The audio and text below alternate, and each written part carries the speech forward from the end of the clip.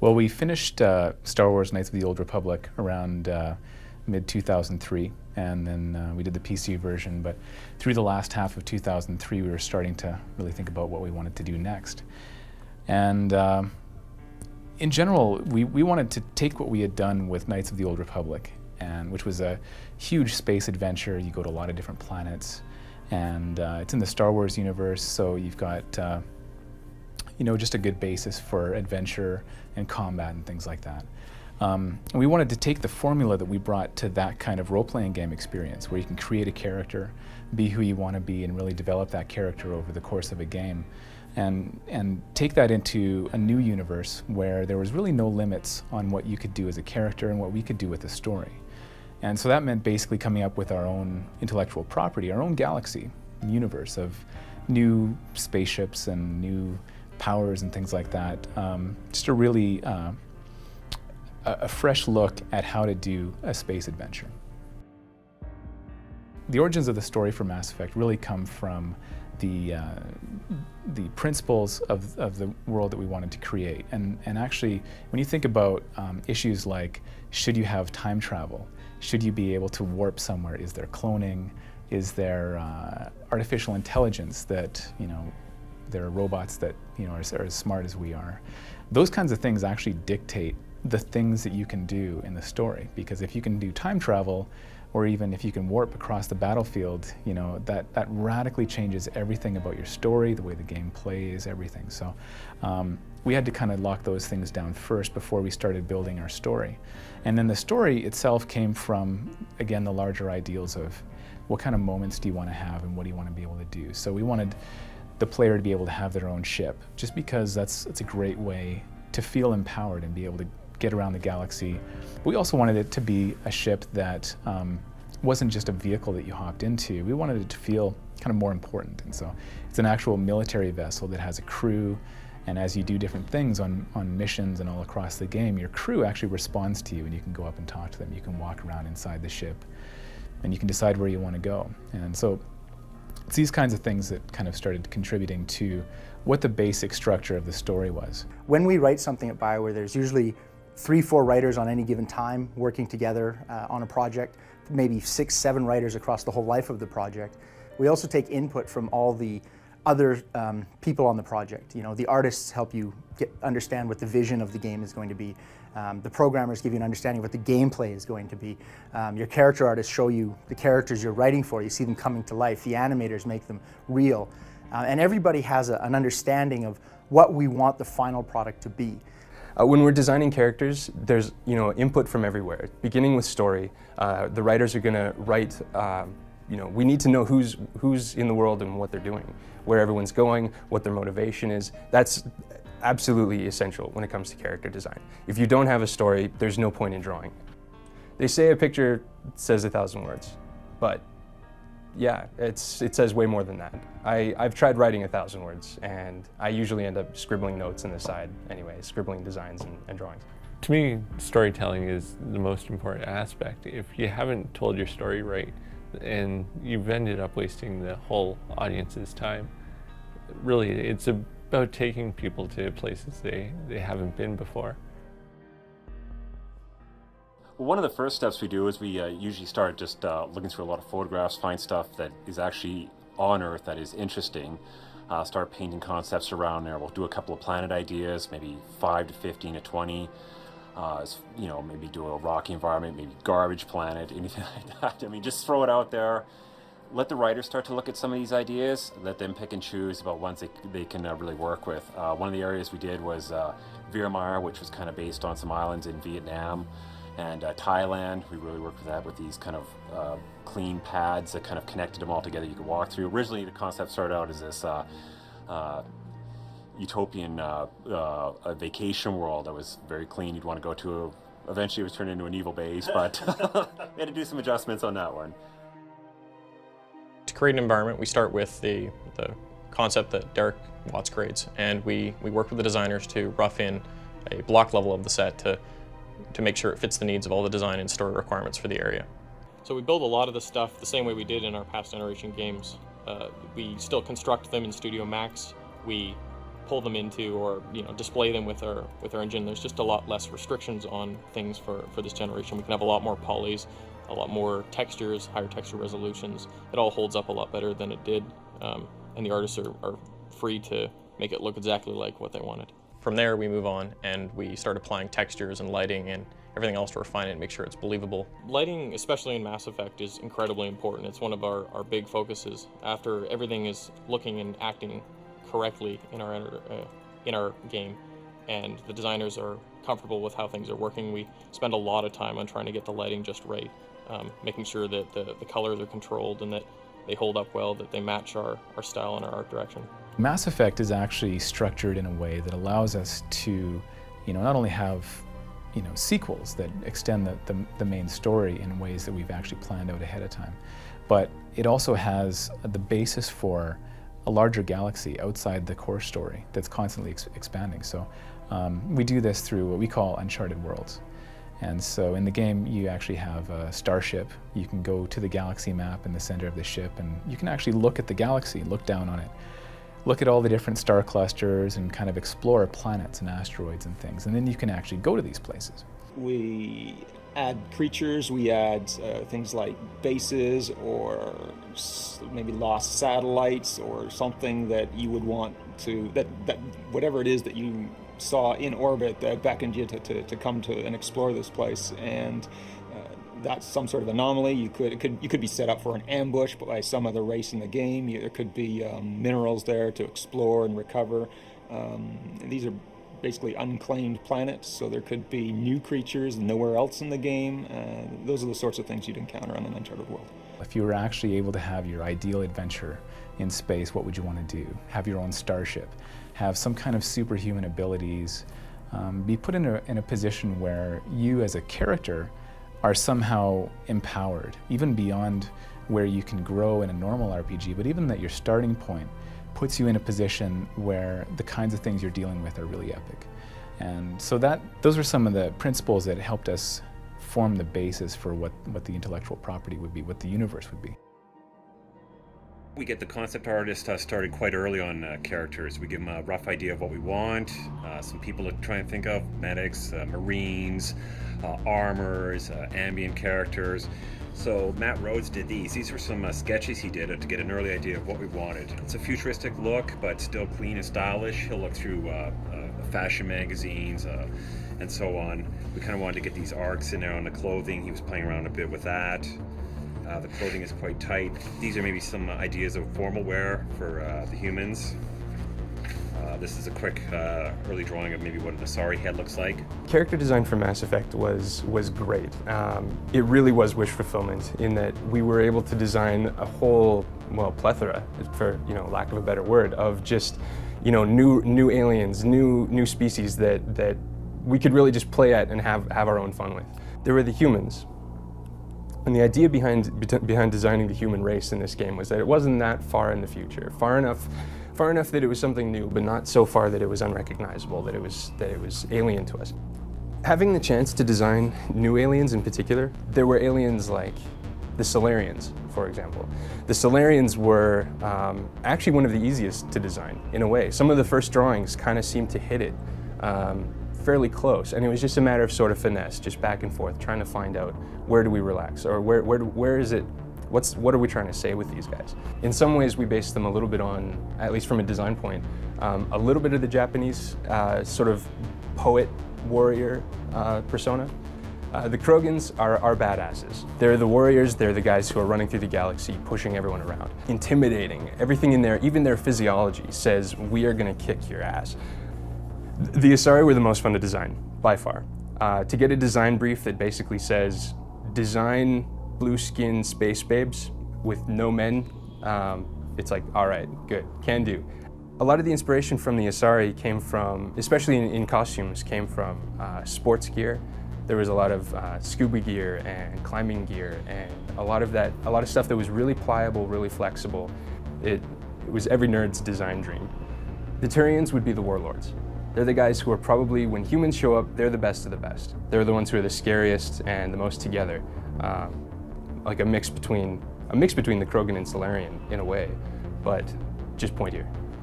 The design of the Geth was probably one of the longest character designs that we dealt with. He was on the table the longest.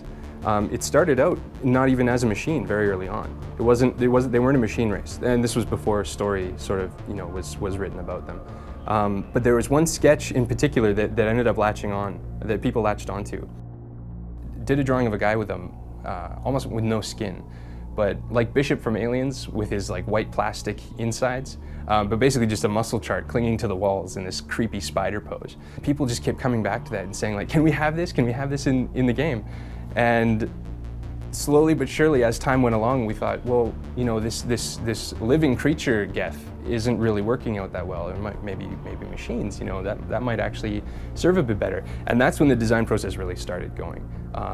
The original design for the Geth was based kind of on a human, the white plastic muscle one.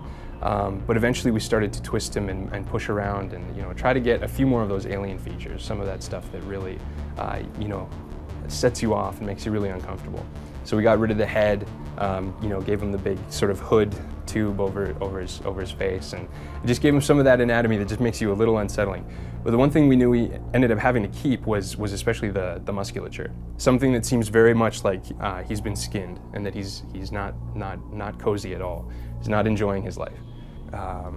The Geth in particular were great to design. It was fun to design, but after the end of it, none of us wanted to see them again.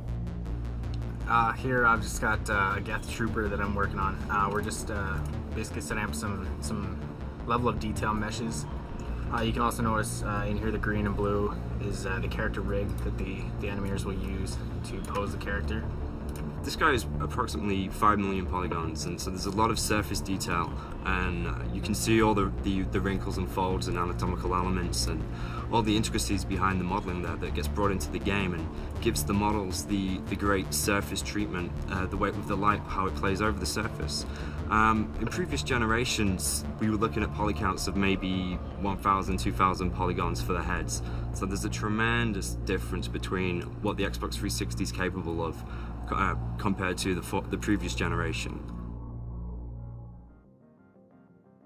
One of the guys that actually wrote the story is our music map maker. Okay, so along with the levels and what's going on in the levels, we have a music map that will define changes in music as the story changes. Certain story moments are going to have very critical music that you'll only hear in that point in the story.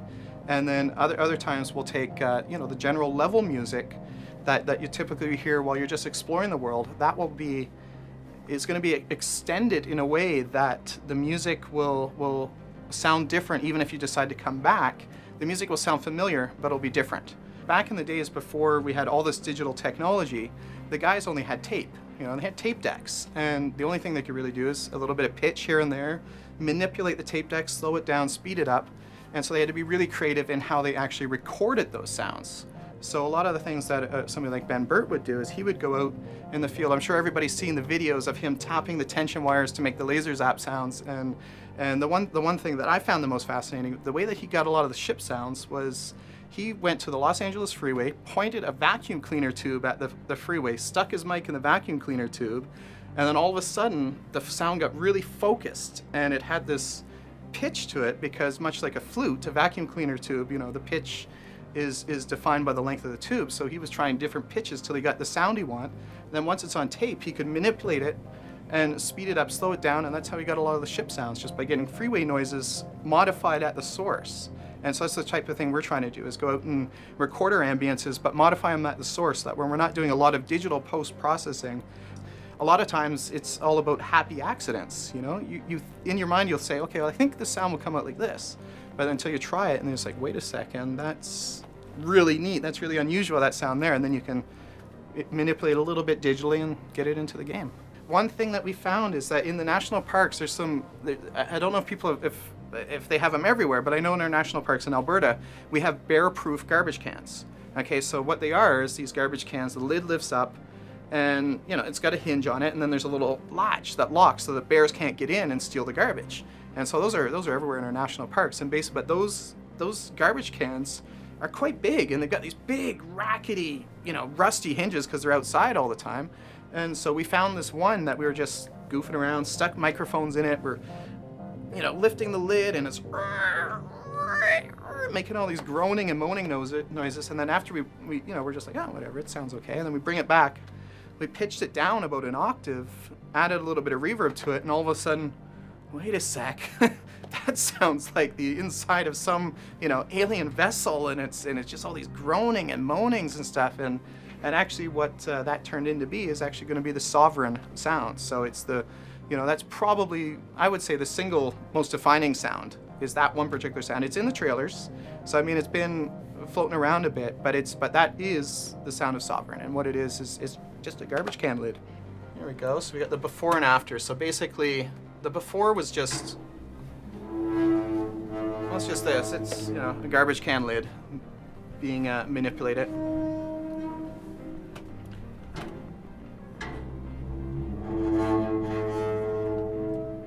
And then the after turned into that, which is our money sound. That's probably I guess that would be the single proudest sound in the game, because it was a happy accident. And that's really just a garbage can lid pitched down an octave with a little bit of reverb on it to liven it up. We really kind of have three portions to the design department. There's the writers who do all the story. There's the cinematic designers, which mostly make our dialogues and some of our cut scenes very, very cinematic. They're responsible for making that look. And then everything else, all the collection together, is what the tech designers do. We take all the resources from every other department, and we script all the combats and script everything together. We do most of our work in Kismet, which is a visual scripting language. Sometimes it can get kind of crazy, a little complex. Like, for example, this is the innards of this action station I'm talking about, which is kind of where the intelligence is for what kind of twitches. You know, there's a lot of logic flowing through all these and saying what twitches the guy might do when he's in this station. We have three different classes three different types of combat classes that all deploy different powers and abilities. And it's how all that stuff comes together into a combination that we're hoping really creates a lot of really cool, fun gameplay for the player. The animators, they have mocap for all of their scenes, and they tend to spend a lot of time on the very key scenes that take a lot of work. And what we do is we actually work with the existing animations that we have and try to basically, through camera trickery and a whole lot of kind of behind-the-scenes sleight-of-hand work, make it look like something new. One of the things we tried really hard to do in Mass Effect is to allow our designers and our artists to be able to create the kind of NPCs that they want to, simply with a few sliders and a few presses of the button. You know, for example, just one slider to control the skin tone. We can tint the color of the bone. Basically, we've got a lot of different things we can do. Along with the materials, we're also able to control all the features of the face. So, for example, we can adjust the height of the eye. We can adjust the width. We can pretty much pick any of the features we've decided to allow customization on, and really we can do quite a bit with it. Unlike previous games I've worked on, we were really close with the character designers right from the start of the game. When we're creating the rigs for every single creature, they'll typically send us all the concepts, and us being animators and production, and anybody that's going to be involved in bringing the characters to life, which covers a lot of disciplines, and we all have sign off on it. We're all able to say things like, animators will be able to say, oh, if the arm was to lift up there, then the character will break at this point. So we're able to catch all that as they're making the concepts, and then they'll move on to the next stage where they'll actually create a low-res model, and then we can actually stick that in the game and start playing around with it and try and iron out all the flaws with it before they go into doing the high detail meshes. This here is the character. You'll see that we make sure we have the eyes turned on here, and if I was to simply turn the eyes off, you'd see the difference in how much the character looks alive. This is what we typically expect in games. We always try to build in layers of depth, and so there's always the core story, and then we also have side plots, and part of the interest in the side plot is that you don't have to do it, which usually something that you don't have to do is therefore even more tempting. And with Mass Effect, we kind of took it even further, and then we actually added places on the map that are outside even the plots that you know about. Even if they're side plots, there's still other places for you to go. So again, it kind of adds to what you can do if you want to. But even if you choose not to do the additional side plots or go and explore the extra worlds and asteroids and things that are out there in the galaxy, it actually just makes the main story more interesting, because you know that main story is set inside a larger galaxy. So just the fact that you can go past something and say, no, I'm not going to go there, I am going to stick to the main story. That little choice kind of reinforces the fact that you have freedom in this game.